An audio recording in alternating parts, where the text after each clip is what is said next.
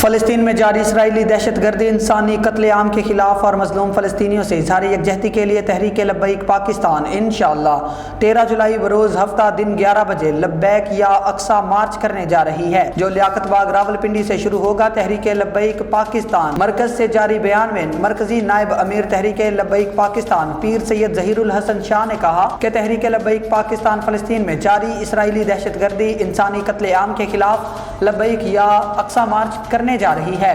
فلسطین میں جاری اسرائیلی دہشت گردی کے خلاف ہم میدان عمل میں نکل رہے ہیں۔ انشاءاللہ 13 جولائی بروز ہفتہ دن 11 بجے لیاقت باغ راولپنڈی سے لبیک یا اقصی مارچ شروع ہوگا۔ ہم اپنے فلسطینی بھائیوں کو اس مشکل وقت میں اکیلا نہیں چھوڑ سکتے۔ غذا اور دواؤں کی قلت کی وجہ سے اموات میں اضافہ ہو رہا ہے۔ اسرائیل اپنی ہتھ دھڑمی پر پورا اترا ہوا ہے۔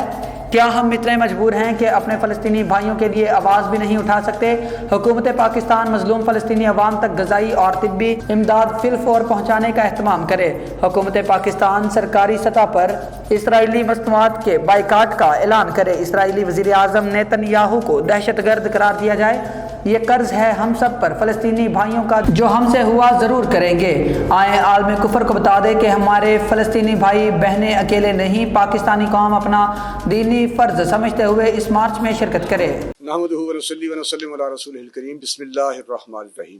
امیر المجاہدین استاد العلماء علامہ حافظ خادم حسین رضوی صاحب رحمۃ اللہ کے مزار پرنوار پر تحریک لبیک پاکستان کی مرکزی شورا کا اجلاس انعقاد پذیر ہوا، جس میں یہ طے پایا ہے کہ فلسطین میں جاری اسرائیلی دہشت گردی، انسانی قتل عام، جنگی جرائم، غذائی قلت، علاج اور اسپتالوں کی سنگین صورتحال کے خلاف اور مظلوم فلسطینی مسلمانوں سے اظہار یکجہتی کے لیے انشاءاللہ تحریک لبیک یا رسول اللہ پاکستان 13 جولائی بروز ہفتہ دن 11 بجے تاریخی لبیک یا اقصی مارچ لیاقت باغ راولپنڈی سے نکال رہی ہے۔ حکومت پاکستان سے تحریک لبیک یا رسول اللہ پاکستان کے درج ذیل مطالبات ہیں: نمبر 1، مظلوم فلسطینی مسلمانوں تک غذائی اور طبی امداد فی الفور پہنچائی جائے۔